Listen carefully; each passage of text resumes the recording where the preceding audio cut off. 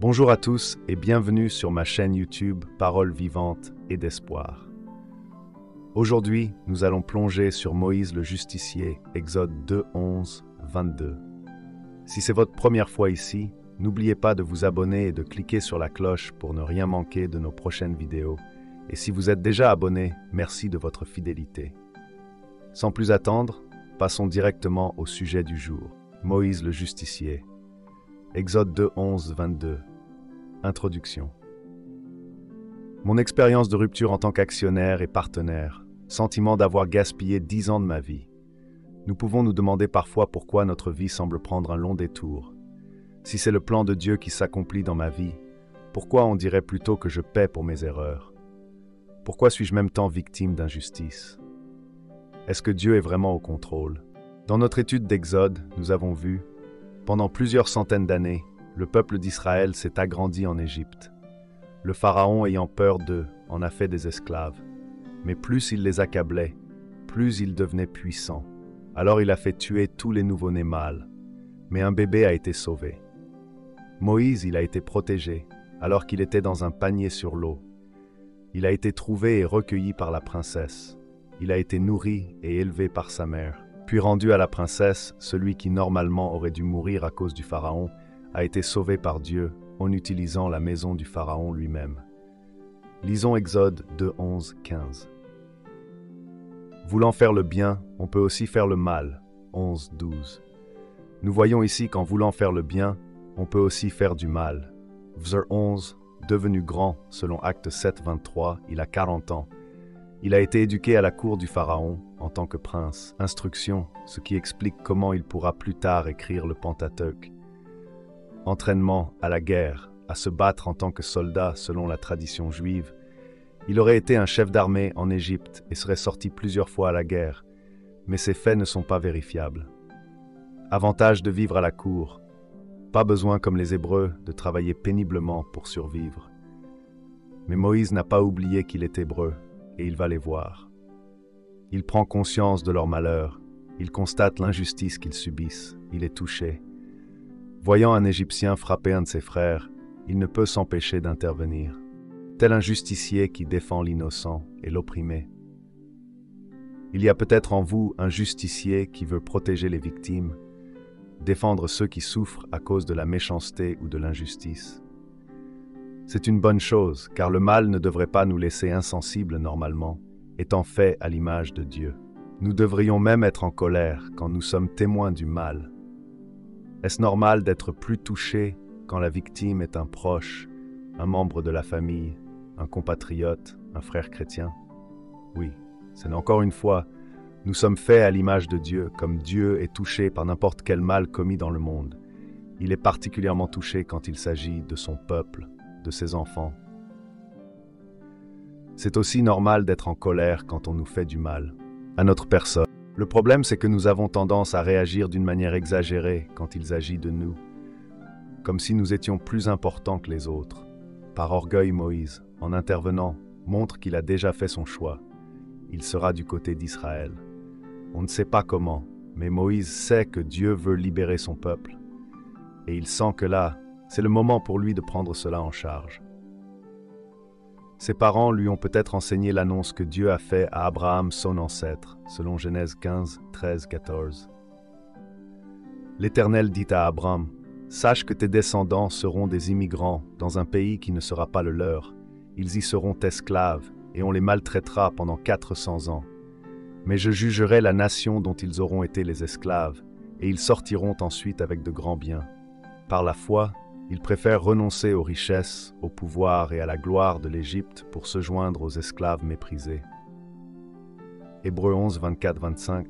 C'est par la foi que, devenu grand, Moïse refusa d'être appelé fils de la fille de Pharaon, aimant mieux être maltraité avec le peuple de Dieu que d'avoir la jouissance éphémère du péché.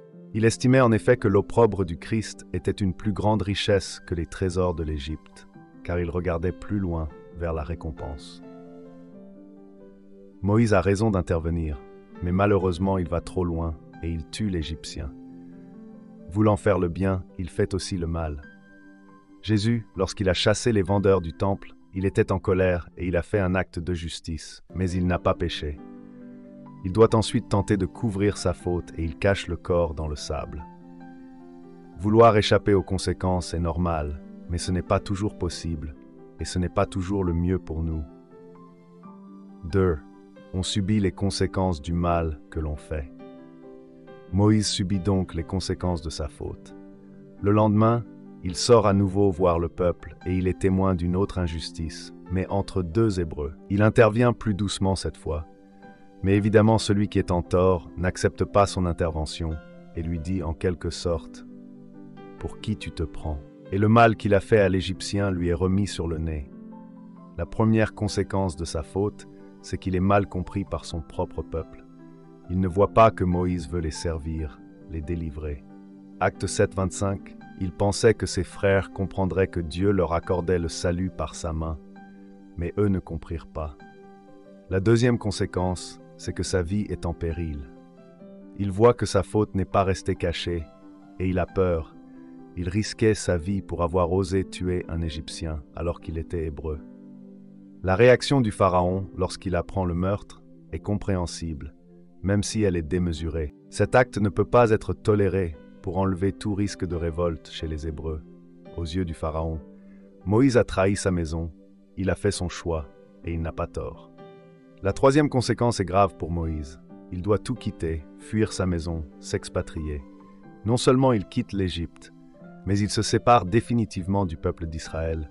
Il se retrouve dans le pays de Madian, un pays désertique où les puits sont nécessaires pour survivre, un pays de bergers, d'éleveurs de bétail, un style de vie qui lui est inconnu. C'est comme si les 40 premières années de sa vie n'ont servi à rien. Toute sa formation reçue semble devenir inutile. Il perd tout. Lisons Exode 2.16-22, 3. Le plan de Dieu s'accomplit même à travers nos erreurs. 16-22. Même dans son malheur, Moïse est encore un justicier. Sa mère avait vu à sa naissance qu'il était beau. Je crois que ça signifie qu'il allait refléter l'image de Dieu. Son sens de la justice reflète le caractère de Dieu qui est juste. Il voit les filles qui ne veulent que faire leur travail et qui sont chassées par les bergers. Ça vient le chercher et il ne peut pas s'empêcher de les secourir. Sa formation, et peut-être même son expérience, au combat l'a sûrement aidé. Même si les bergers sont des hommes endurants, habitués à être à l'extérieur et à protéger leurs troupeaux, il se débarrasse d'eux. Il est aussi touché par le fait que des filles doivent faire un travail aussi dur. Normalement fait par des hommes, il puise alors de l'eau à leur place et fait boire le troupeau. Il ne demande rien en retour, son identité reste secrète. Les filles le prennent pour un Égyptien. Moïse, dans sa justice, reflète le caractère de Dieu, et en cela, il est un exemple à suivre, et aussi un exemple annonciateur de Jésus-Christ, un type qui est le justicier par excellence.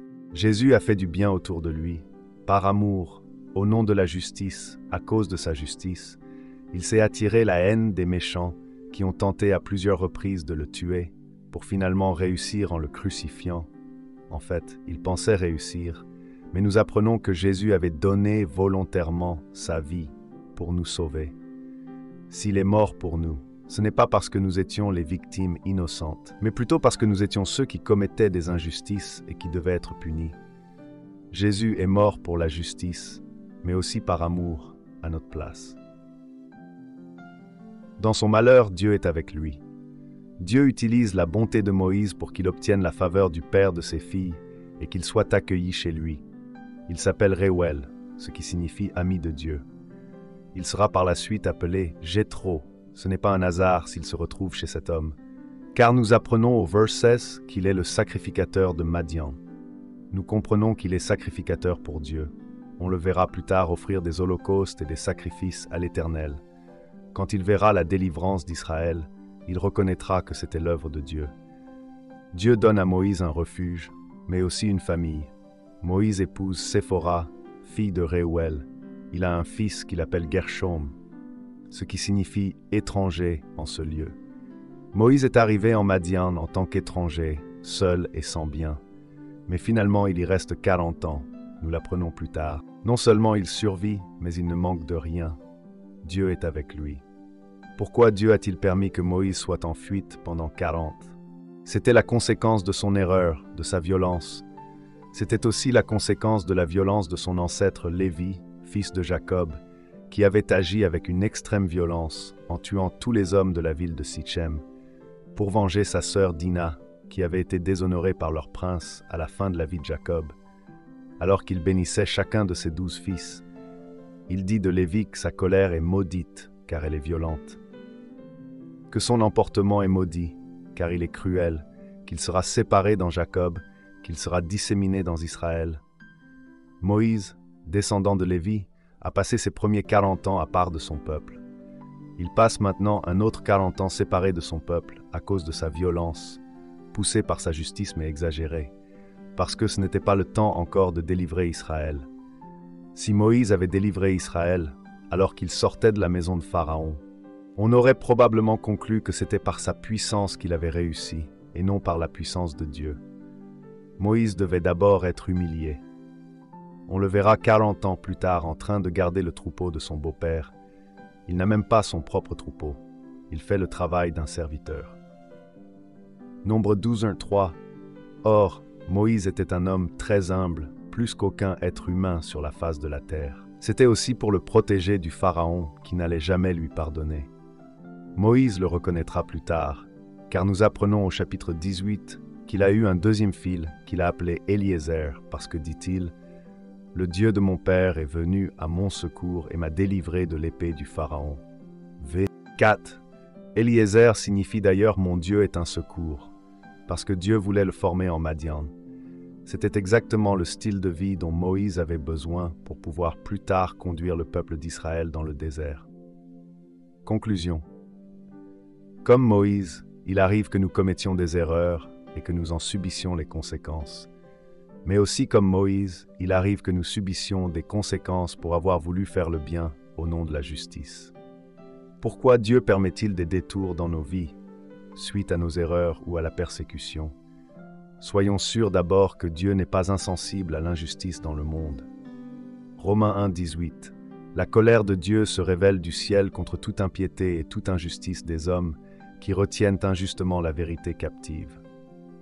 Romains 2:7-8.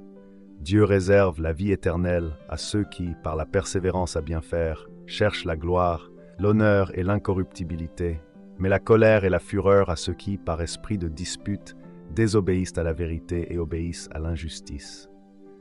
Nous périons tous si Jésus n'était pas mort à notre place. Croyez que Jésus est mort à votre place. Demandez pardon à Dieu, repentez-vous, engagez-vous à pratiquer la justice. Vous aurez la vie éternelle. Pendant que nous sommes sur la terre, Dieu n'est pas insensible à nos malheurs, mais il les permet pour notre bien. Il nous protège de certaines choses dont nous prenons conscience plus tard, de d'autres choses dont nous ignorons totalement l'existence. Il bénit même dans le malheur. Il bénit au point où nous pouvons dire « Finalement, ce n'était pas un mauvais détour. » Il forme notre caractère à l'humilité, à dépendre de sa grâce. À l'amour, il forme nos capacités. Il nous donne un bagage d'expérience utile. Il attend le bon moment pour exécuter chaque étape de son plan, pour que la gloire lui revienne, pour qu'il se fasse connaître par nos vies. Actes 24, 14-16. Je le confesse devant toi, je rends un culte au Dieu de mes pères, selon la voie qu'ils appellent une secte. Je crois tout ce qui est écrit dans la loi et dans les prophètes, et j'ai en Dieu cette espérance. Et ils ont eu même cette attente, qu'il y aura une résurrection des justes et des injustes. C'est pourquoi, moi aussi, je m'exerce à avoir constamment une conscience irréprochable devant Dieu et devant les hommes. Et voilà, c'est tout pour aujourd'hui. J'espère que cette vidéo sur Moïse le justicier, Exode 2.11-22 vous a plu et que vous avez appris quelque chose de nouveau. N'hésitez pas à laisser un commentaire ci-dessous pour partager vos pensées et poser vos questions. J'adore lire vos retours. Si ce n'est pas déjà fait, pensez à like la vidéo et à vous abonner pour ne pas rater les prochains contenus. Merci d'avoir regardé et à très bientôt pour une nouvelle vidéo.